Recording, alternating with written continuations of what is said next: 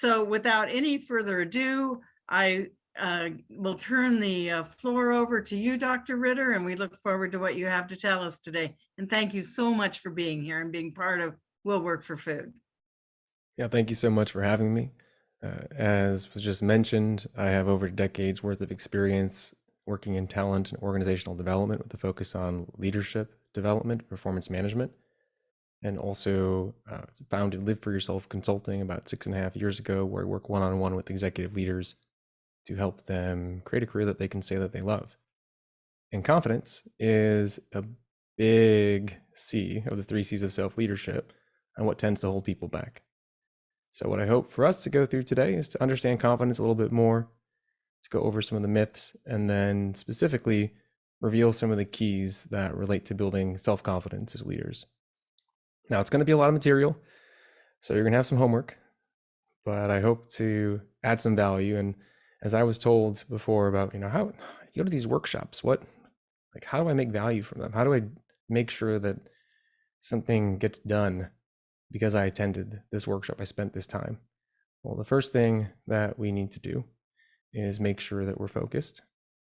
And so I'm just sharing my screen right now. And there's a lot of stuff going on. It's the start of the day. Emails are probably binging. We might be getting a bunch of notifications on any sort of messaging app, or maybe your dog runs in and wants to play tug of war, which might happen during this presentation today. But I'm making a commitment to ignoring that right now and to really focusing on bringing value to you around confidence. And I hope that you take at least one thing away about building more confidence in your life as a leader. So please make that commitment. There's going to be one more commitment that you're going to make to yourself at the end of this workshop. But for right now, let's make a commitment to be present and to put everything aside, because you're dedicating this time to learn more about confidence and self-doubt to ultimately impact your life in a positive way. So as I mentioned, we're going to talk about understanding confidence in the workplace specifically, how to build a little bit more confidence, and there'll be some time for Q&A at the end, but if you want to throw some questions in the chat, I will be watching that as well. Now, the chat's a little bit hard to see, so we're also going to be using Slido. If you haven't used Slido before, you can access it through a web browser or through your phone. It's an anonymous tool that we can use to engage with each other and share our thoughts. And so when we talk about focus, one of the greatest ways to focus during a meeting is to engage in it. So let's try to engage in Slido when that opportunity comes up. Please stay on mute, throw your thoughts in the chat. And I think this is really important. If someone says something that you don't agree with, that's okay. Let them have their opinion right now. We're not here to cause conflict or disagree. We're here to yes and everything. So speak your mind, in regards to you, and let other people as well speak their mind too. We're here to create a respectful and caring and supportive environment. So let's talk about confidence. Yep, and thanks, Penny. I'm about to share the code. The code's going to be for food to access Slido. The QR code is at the bottom of that screen on this slide. And I just want to hear what motivated everyone to attend today. I'm going to move to the next slide, but the way to access Slido is going to be in each one of these slides until we share our thoughts. So to join Slido, you can use your phone, the camera app, just scan that QR code just like you would in a menu at a restaurant, or go to slido.com and use the hashtag for food. So let's share a little bit. What motivated you to attend today? Why did you show up to a workshop on the topic of confidence? And remember, this is anonymous, so feel free to speak your mind.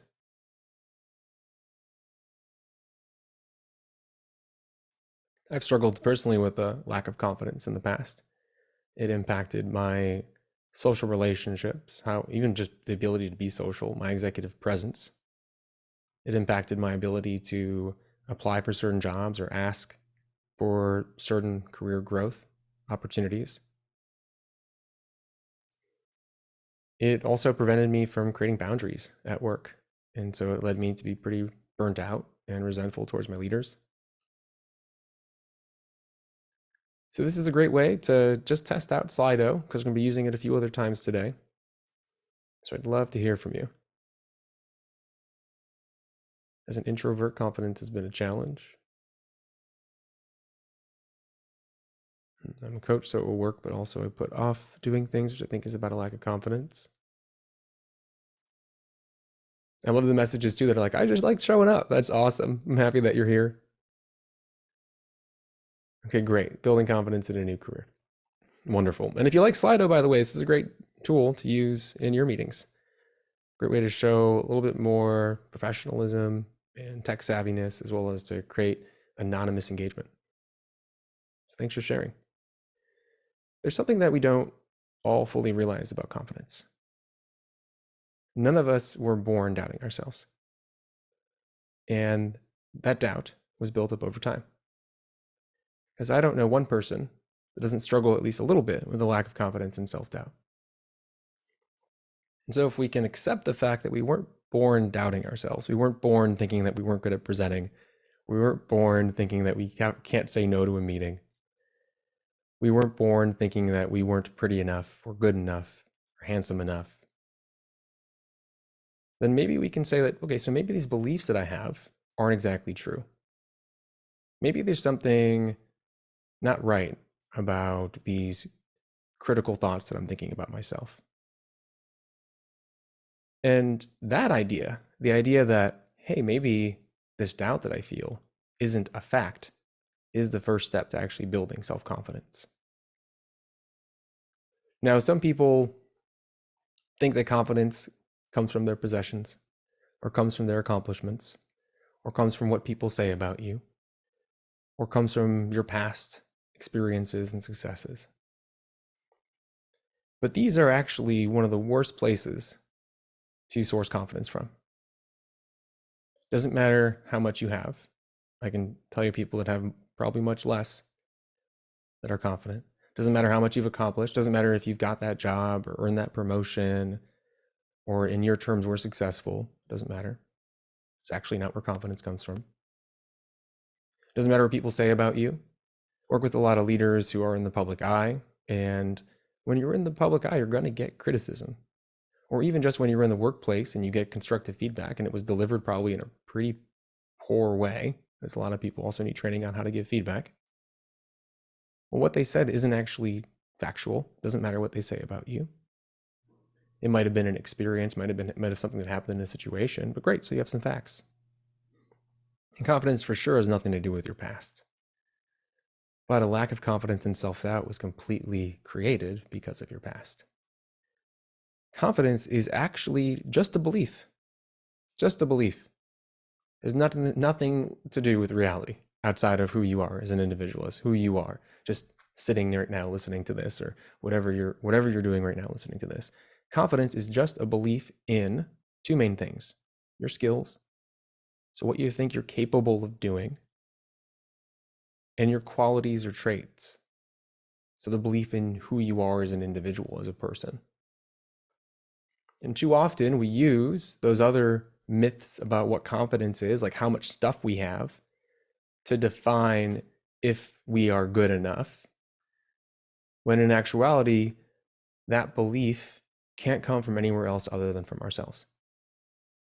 And so what we're going to focus on is how to create a greater belief in our skills and in ourself, in our qualities and traits. And so this is really important to understand, because if you find yourself doubting who you are or what you can do, knowing that that doubt is coming from one of those areas allows you to do something about it, allows you to start creating new programs that are going to serve you and build confidence. So for everybody listening, where do you think you struggle the most? A belief in your skills, like your ability to present, your ability to do one-to-ones or to lead, your ability to connect with individuals in front of you, or maybe your qualities or traits. So maybe you think you procrastinate too much, or you're too short, or you're not beautiful enough, or your voice sounds a certain way and it doesn't exude leadership presence.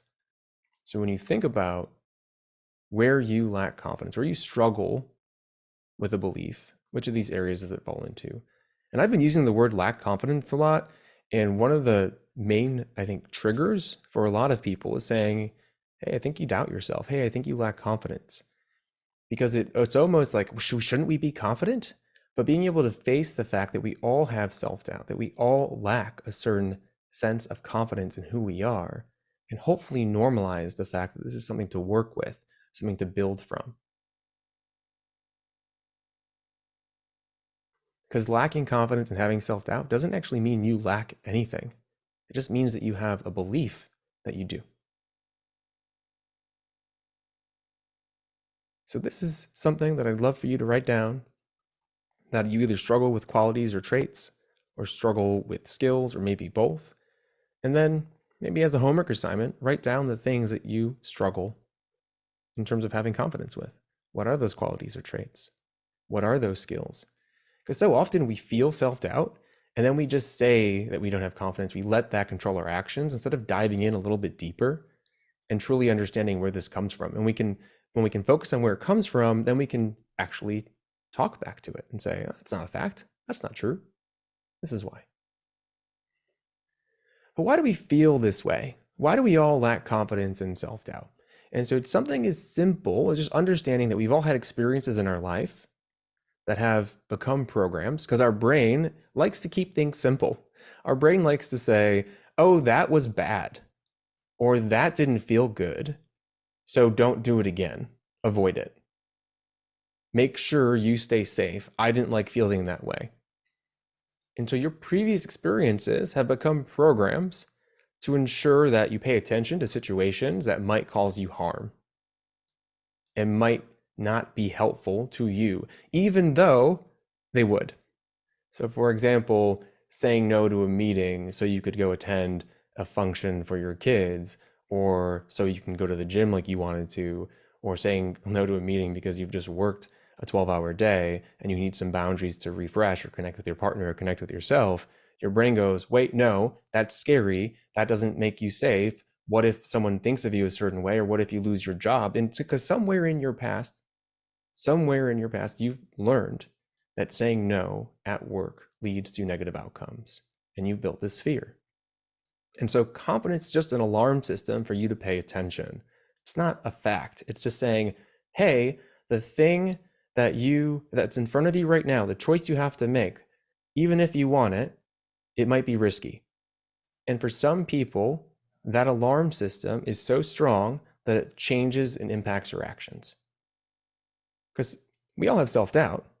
I mean, it's like jumping out of an airplane, doubting that a little bit, but we can still take action over that doubt. But sometimes the alarm system becomes so strong that it freezes us, because it actually impacts our fight or flight mechanism, and that then creates physiological responses that then become actions. And so what I'd like everyone to try to do is, when this alarm system comes on, if you take one thing away from this entire workshop, I'd say just take this one strategy, because our minds are visual. Our minds like visualizations and actions, and they can actually impact how our body is reacting to something. Imagine that you have a dial on just right in the middle of your chest. And when you're starting to feel self-doubt, when you're starting to really just be like, okay, this isn't going to work, I don't know if I can do this, instead of turning the volume up, which is what we tend to do, we tend to focus on those negative feelings. We tend to focus on the fact that we're not good enough. Try to turn it down, however you want to envision it. Turn it the other way and see almost like this volume meter going down. Try picturing this during situations where you doubt yourself. Turning down the volume of this alarm system that's saying that you're not safe.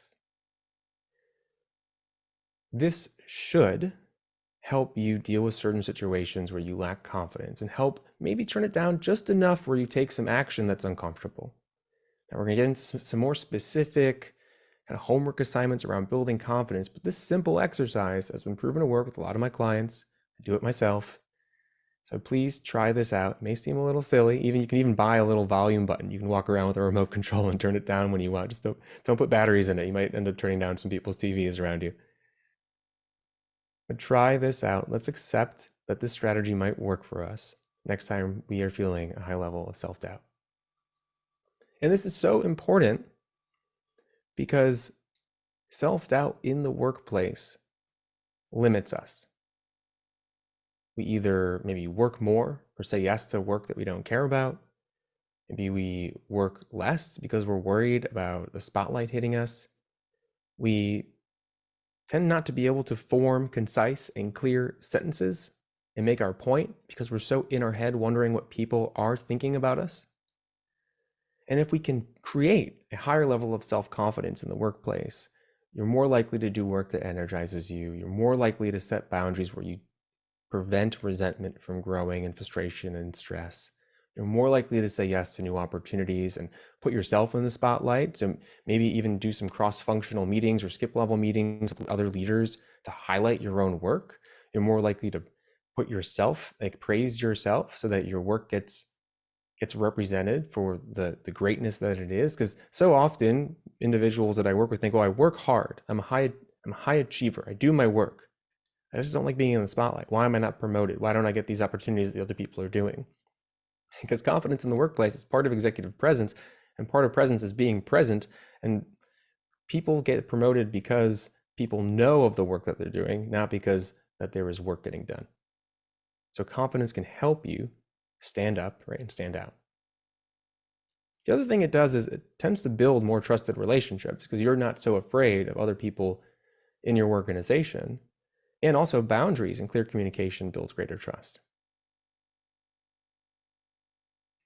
So what is one of the greatest areas of self-doubt you have at work? And I'm asking this because it's going to be important for the next slides that we go over. And while you input your answers, I'm going to take a look because I see in the chat there's a question.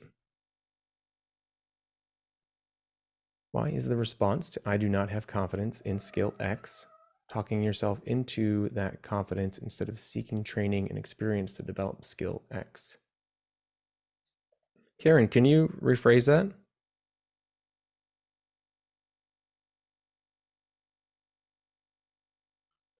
Because I'm not sure if I fully understand the question. Now, Can you hear me or do I need to put on an external mic? Is my mic working? I can hear you, yeah. Oh, great. That's amazing. I hadn't been working for a few months and it's amazingly started without the external mic. So it's good to know. There are two ways of approaching a sense that you don't have a skill. You can either, as you suggest, say, that's not true. I have that skill. I know at least 3 people have told me that in my lifetime.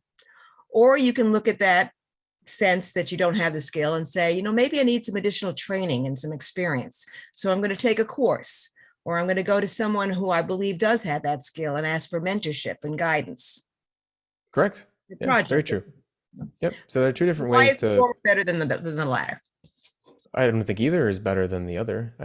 So for example, when you're trying to build confidence in a skill, yes, you can convince yourself that you're better at it. And then it doesn't really matter how good you are, which is kind of neat.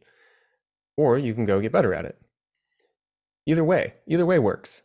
But if you still don't believe that you're good at it, no level of skill is going to make sure that you actually feel that you're good at it. So I'd say, I think both are good, but you can't actually build confidence without the belief in it. This comes from my experience as an arbitrator, where I have experienced, and also as a lawyer, supervising other lawyers and working with other lawyers, that people sometimes convince themselves, or at least try to convince others, even if they haven't convinced themselves, that they have a certain ability that they don't. And the result of that deception of themselves and others is a sabotage of the project and maybe even a loss of a case. So can you comment on that? Well, what I'm talking about here is really just your own happiness, your own fulfillment, your own enjoyment. And we can talk about success, right? If someone is good at something, is it better if they're not good at something? Well, if you feel that you're good at it, then that's what I care about right now. And I think what you're discussing in terms of success at work is a little bit different from what I'm trying to represent today, because I'm just more focused on the stress that comes from not believing in yourself. And I'm happy to elaborate a little bit more when we get to the Q&A portion too. So I appreciate you bringing this up. So thank you everyone for adding your comments about your greatest area of self-doubt at work. Keep this in mind as we move forwards. Karen, I hope we have a little bit more time to talk about this too. But it's, this concept of just, if you feel good about yourself, that's what I'm happy with. And it might not lead you to certain goals that you have based on your levels, your skills and abilities. And that's a different topic at hand, because then we go, well, why am I not making progress towards this goal? Great. Maybe you actually have to work on something. Maybe you do have to go get some 360 feedback. Maybe you do have to look at the results and take information from that to make sure that you can continue making progress in your career. So there are 5 main keys to becoming confident at work that I've identified. And I'd say if you were to focus on anything to becoming confident, that these would be the 5 pillars that I would suggest. There's work here. It's homework, right? To recreate new beliefs within yourself. It's not something that you can just flick a switch. It's going to be a constant tug of war. But these 5 keys can help you make sure that your side, the inner champion, wins over the inner critic. So the first thing that we need to do is create some safety.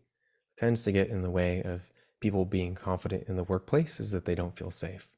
So they do things that don't align with who they are, and that creates even more doubt. So when you feel unsafe, you're constantly in a fight or flight mode. And this tends to relate to people being afraid for their job. Well, what if I can't say that because what are they going to think of me? That's going to end up, and all of a sudden now I'm going to be out of a job, which tends to be a huge kind of exaggeration of a moment in time where you're holding yourself back, you're doubting yourself. And in reality, like, what would actually happen if you did this thing? If you took action where you're holding yourself back? And also, let's say if you did lose your job, like, can we play out the worst that could happen?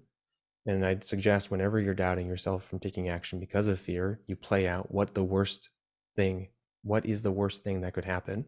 And we tend to find that, and this is the most important, we'll be okay. And this is such a critical belief when it comes to building self-confidence. I'll be okay. I trust myself. I trust my abilities to ensure that I'm going to be okay. Now, to believe this, let's identify some areas where you feel unsafe. So this is your homework assignment. And for each area, what would make you feel safe? A lot of times in the professional world, it's I'll lose my job. Great. So have you gotten a job before? Do you know how to navigate the job market? Or maybe you go reach out to some connections that you have. You start networking, attend events like this, connect with individuals to ensure that your relationships stay warm in case you ever need a job.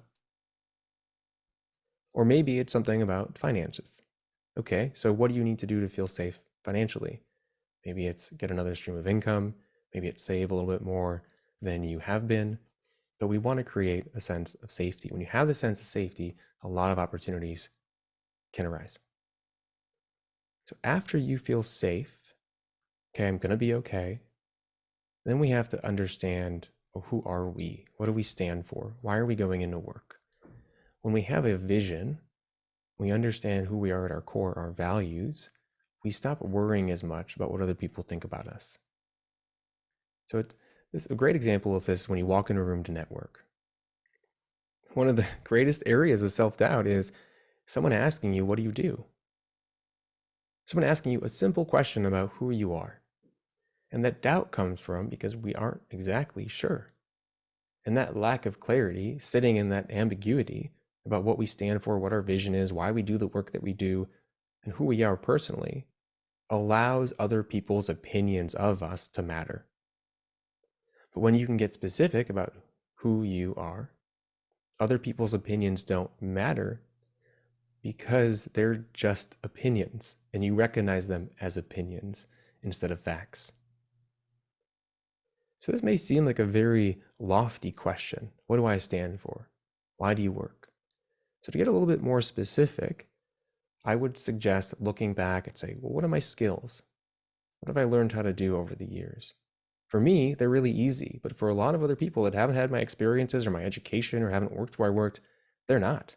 They're completely unique.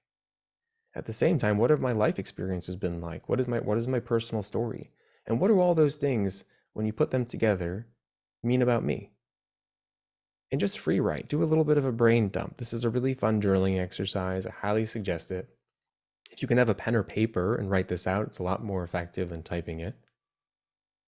And if you need some help remembering some of these things, pull up your photos on your camera, go back in time, on your phone, your photos on your phone probably now, not your camera. And even pull up your resume or LinkedIn profile and start going through a little bit more in detail the different positions that you've had. And through that thought experiment, you're going to get a much better idea of who you are and why you do what you do, what brought you to the organization that you're a part of, what initially caused you to go to school for what you went for school for, and why you're working at the organization that you're doing, because there's a reason why you're there. And then also, what are you trying to achieve next? When you can get specific about this, I promise you, you'll walk into a room, you'll walk into a meeting, understand what you're an expert of, understand what you care about, and be able to share and engage so much more than you were before, especially if you did that first piece about feeling safe. The next piece is actually we have to make some progress. And a lot of people tend to doubt themselves because they make promises to themselves that they never keep. And if you consistently break promises to yourself, you're not going to believe in yourself. So that can be because maybe these promises don't really matter, or these promises are outside our capabilities, or maybe we're making too many promises. So take a look at the things that you think you want to do. Ask yourself, do I really want to do these? Now, if you said yes to a lot of them, let's prioritize them. Well, what is the thing that I really want to make progress to first? And what's a realistic goal? Because sometimes we set very lofty expectations for ourselves where we're actually making progress, but don't consider it progress. Like, for example, in the job search, sometimes people only define their success by getting a job, only define their success by getting to a final interview. When success there, progress, can be applying to one job, can be having a connection conversation with someone about their work to explore. And if you can then change your expectations, then you can finally feel that you're also making progress. So try to really figure out what your vision is, what priorities you want to focus on. Let's say no to a lot more things than we're saying no to right now. Let's work backwards from this goal that we have and try to figure out what are the individual steps, the daily steps that I need to take to actually feel like I'm keeping this promise to myself. And then give yourself some grace. When you don't actually do an action, maybe because you're drained or you have other commitments, go, I made a choice to do this other thing. I acknowledge that. And this is so critical because if we don't have this conversation with ourselves about progress, we're going to think that we're a failure. We're going to think that we actually aren't successful, and that's going to increase self-doubt. And so a lot of this has to do with talking to ourselves in terms of who am I, feeling safe, ensuring that you're making progress. And all of these different areas are to build your inner champion, are to build the person within you that is talking to you each and every single day. So we are programmed to focus on the lack of, the negative. We magnify it. This is completely normal. Why? Because it keeps us safe. If something is wrong, we focus on it. We constantly think about it. We repeat that thought in our head all the time. And so if we want to try to reprogram our brains to be more confident, we actually have to consciously use our inner champion and consciously talk back to our inner critic and tell that individual within us that you don't believe the beliefs that it is sharing with you. And this is a really interesting fact, by the way. The average person has about 12,000 to 60,000. It's a big gap, but it's hard to count thoughts per day. But that 80% of those thoughts are negative. And so if your inner voice is constantly negative, is majorly negative, then it would make sense that you have a negative voice and opinion about yourself. So the one thing I'd ask you to do here is to pay attention throughout your day. Again, a lot of this is bringing awareness, and just write down your negative beliefs. Say step one, just write them down. Also, pay attention to the negativity around you. Are other people sharing negativity? Do they seem more negative? Do articles keep popping up on your newsfeed that are negative? Anytime there's a negative thought around you, that becomes a negative thought inside of you. So can we also protect our environment? Can we surround ourselves with more positivity? Your environment completely and utterly influences how you feel. So let's try to build and invest in people that align with your career path and that support you and build you up. And I mentioned about our news feeds. I'd also suggest reading and listening to things that affirm, right, your positive beliefs about yourself. And when you put all this together, you will build and feel more self-confidence. So accept that you're safe, that you trust yourself, that you're going to be okay.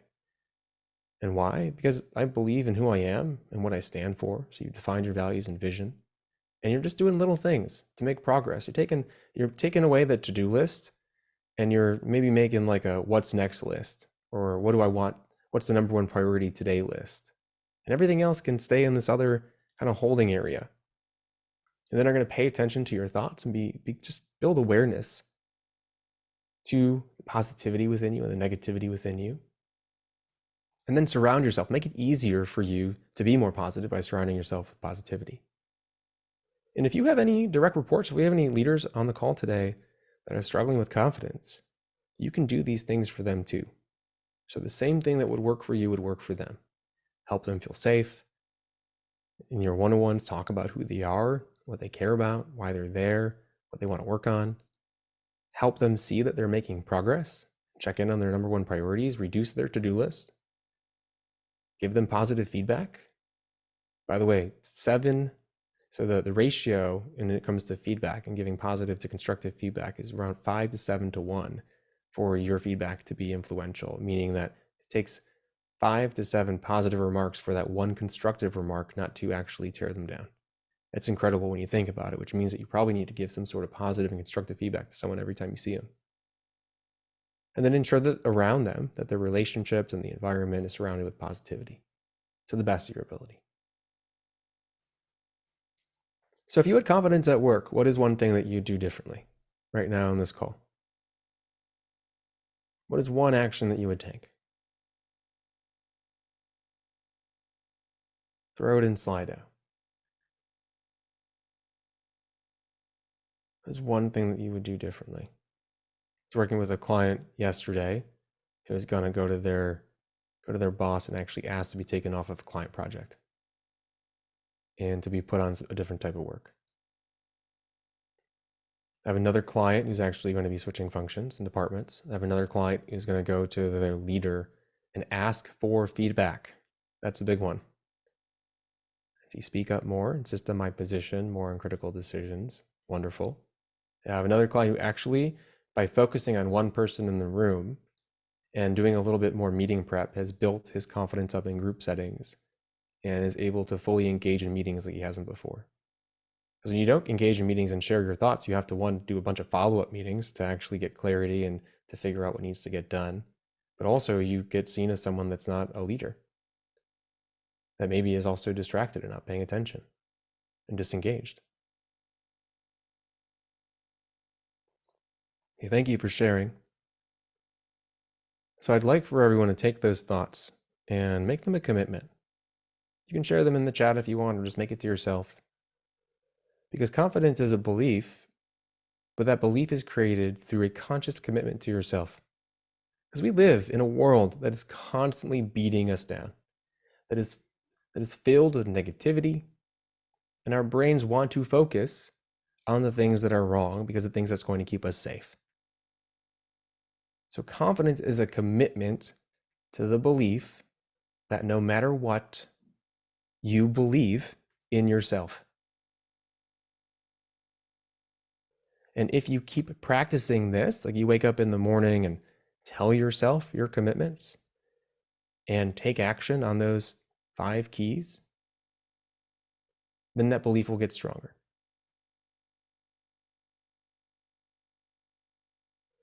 Okay, so question everyone to round things out. Do you commit to believing in yourself from now on?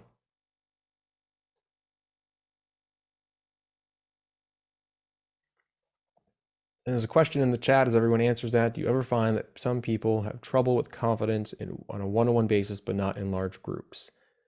Yeah, confidence is personal. So people have issues in one-on-one as well as in groups, and for personal reasons, from experiences that you've had.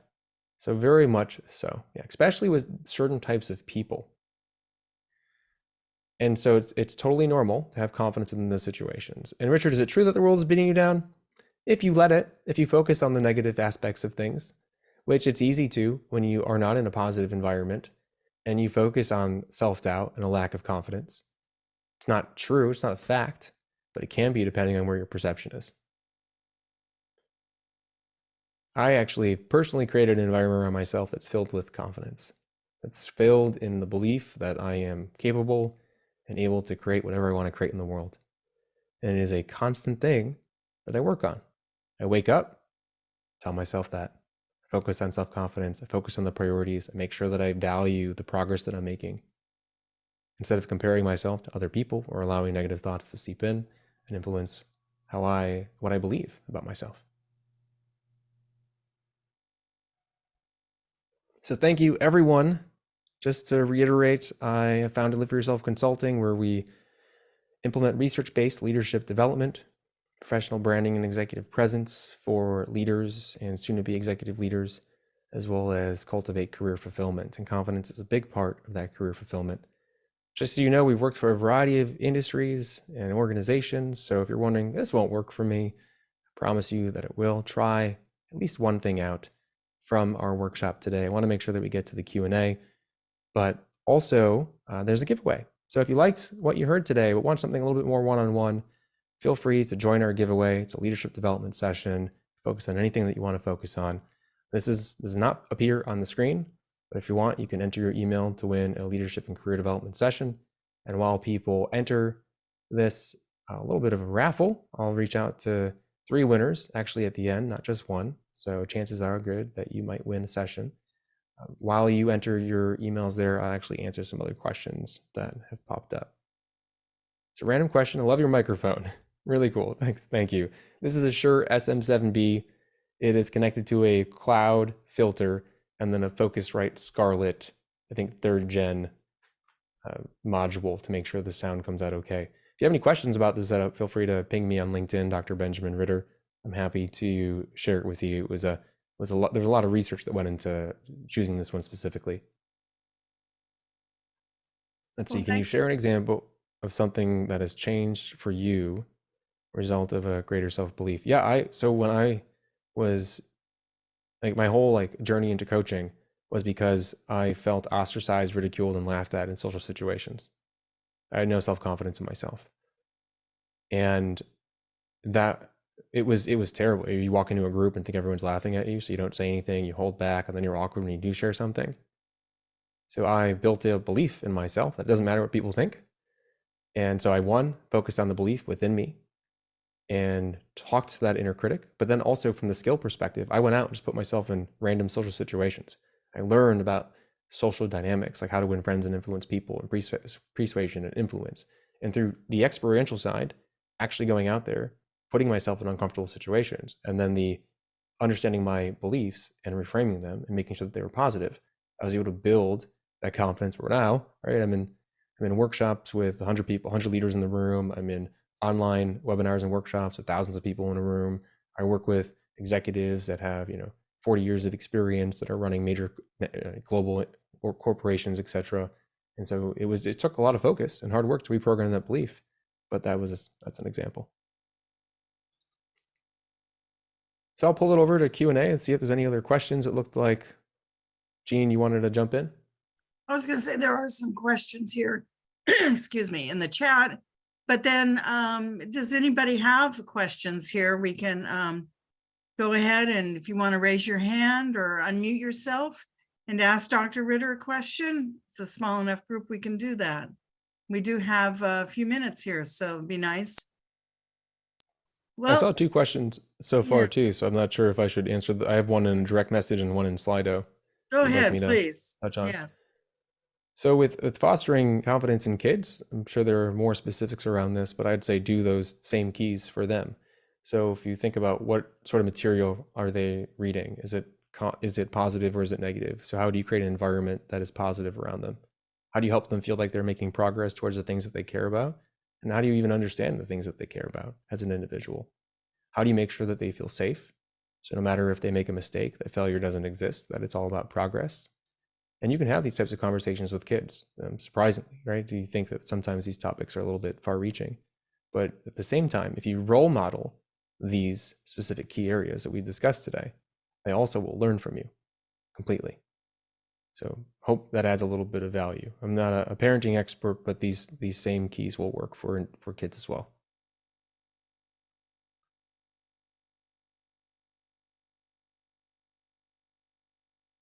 Sounds good. There are a couple of more questions here. Why don't we, you go through what we've got in the chat or in your Slido thing then. Yeah, so how important is mindfulness for practitioners who are constantly around people in conflict, and how does that affect confidence? And this is so relevant. So I actually went home to see my parents in Chicago for about 32 hours, and I'm an open book. So I'll tell you that our home environment, unbelievably supportive and loving, and I could not have asked for anything more. I'm completely grateful for that. But the environment now is filled with yelling and conflict and negativity. And I, no matter how mindful I am and how aware I am of that, of what I need to do to keep myself away from that and to decrease stress within that situation, the number one tool is to not be there. And I was very explicit with them. I said, look, I don't actually have relationships that talk to each other in this way. This environment is causing me to not want to be here anymore or come home. So if this continues, I can't do that. And that openness and honesty actually created some immediate change. And it can be difficult if people are working in an environment that's very high stressful where that negativity exists. But no matter how mindful you are, if there's a fire burn, like if you're in a burning building, the number one thing you're thinking about is how to get out of that building. Not, okay, like stay calm, what, I'm going to be okay. Like you instantly are going to react to the fact that there is conflict around you. So I'd say mindfulness is great. It's wonderful to help talk you off the ledge and keep you calm. But the number one solution is to actually get out of that environment.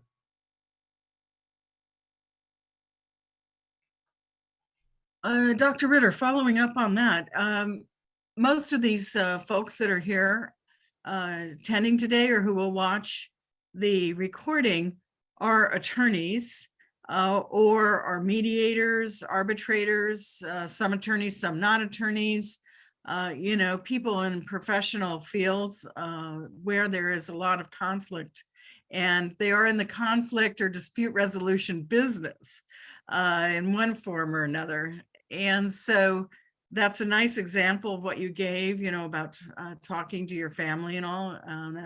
That's excellent advice there.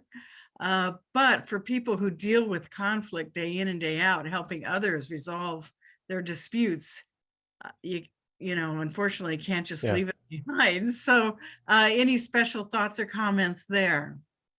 Mm-hmm. So I'm sure you all have read some wonderful resources on this topic. I have to admit, probably no matter what I've read, this one rings true for me, and that's just Crucial Conversations. The ability to stay goal-oriented and purpose-focused during conflict. And so your job as a mediator, and I'd say even my job as someone that focuses on talent and leadership development organizations that's been called in by people ops for very critical employee relation issues, is to remind everyone what their purpose is. And so you have to then know what the purpose is and the goals and the objectives of each party. And so emotions and reactions, that's just a part of the job, and those are fine. And sometimes they come in waves, and sometimes people have tsunamis. And your job, though, is to actually not react to that emotion, not try to disprove the emotion, because what someone feels is real. It's actually to acknowledge, I understand you feel that way. Now, what are you trying to achieve? What would you like to achieve? No matter what we feel, what we'd like to see next. And that's so basic. And I actually think probably most people on this call maybe have heard that before, but if you haven't, it's even just taking a second to prep for the meeting to understand, what do they really want to achieve? What do both parties want to achieve? What might they want to achieve? How can them working together help them achieve that goal? And then acknowledging and accepting emotions as they arise, not trying to disprove them, not trying to say that someone is wrong, because the moment you try doing that is the moment someone gets on the defense. Because if you try to question someone's belief, what someone thinks they know is true, what someone feels, then what you're doing is questioning their identity. And whenever you question someone's identity, they're going to resist. And whenever you have resistance and a conflict, you're not going to make progress, because then instead of being goal and objective oriented, the person is focused on protecting who they are. And that is something you won't win against. Great advice. We'll keep that in mind. Thank you so much. Does anyone else have any questions, or do you see any more in the chat or in the Slido? I think Carrie's raising her hand. Okay. Oh, hi. That was that last comment's really, really helpful. So if you question what somebody believes or feels, it feels like you're questioning their identity. How would you go about questioning someone's belief kind of in a way that wouldn't threaten them, I think, because the area of mediation I do that would be really important. You try to understand their belief. So what happens is you actually get it, you go on their side and say, that sounds really tough. And can you walk me through, why you feel that way and where that comes from? I really want to understand. And then you follow up with more questions. And even if you don't agree with something that they're sharing with you, you're great, I'm going to write that down. What else is causing this belief? And it takes more time. It 100% will take time. But that level of curiosity actually helps that you are perceived as someone on their side. And whenever you are able to earn that level of trust and show that you're working with them, not against them, that you acknowledge how they feel and the experiences that they've had, then you're more likely to be able to impact the beliefs that they have.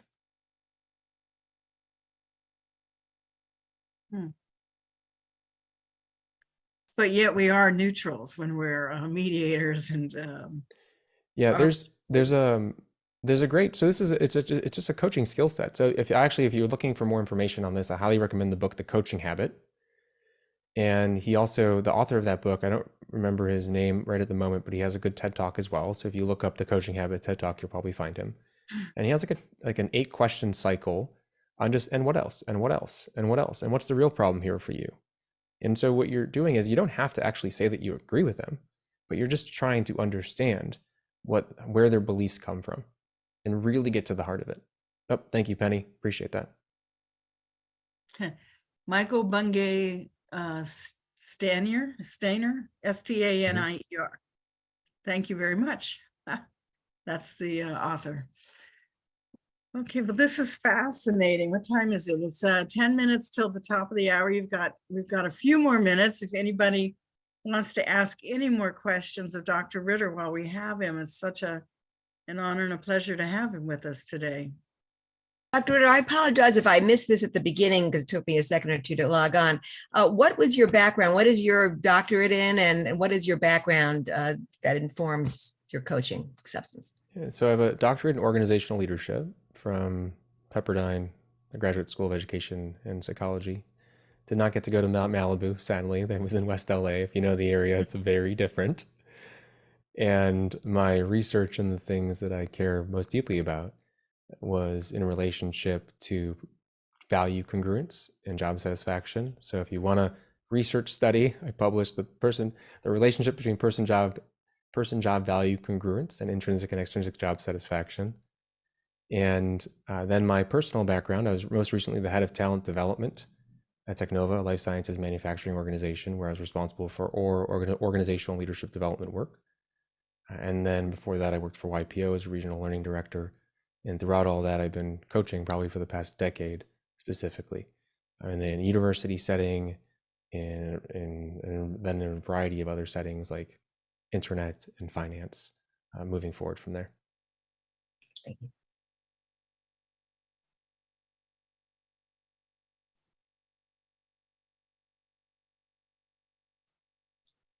Sorry, muted here. Do you have a website, Dr. Ritter, that you could share with people? Yeah, I put it in the chat. So you can go to liveforyourselfconsulting.com. If you're liking these topics, I have 2 podcasts, The Executive, which focuses on executive leaders and their stories, and their perspectives, and The Live for Yourself Revolution, which I do tidbits every Friday. I also post those on LinkedIn about living a little bit more for yourself, and then also share guest stories of people that are just living pretty courageous lives. There's a YouTube channel there, some workshop replays, and then also a scheduling link if you just want to have a conversation. Great. I think you'll have a few more followers on LinkedIn now. Any other questions before we thank and excuse Dr. Ritter? No? Okay. Well, thank you so much, Dr. Ritter, for being here with us today. Thank you for all of you for your time.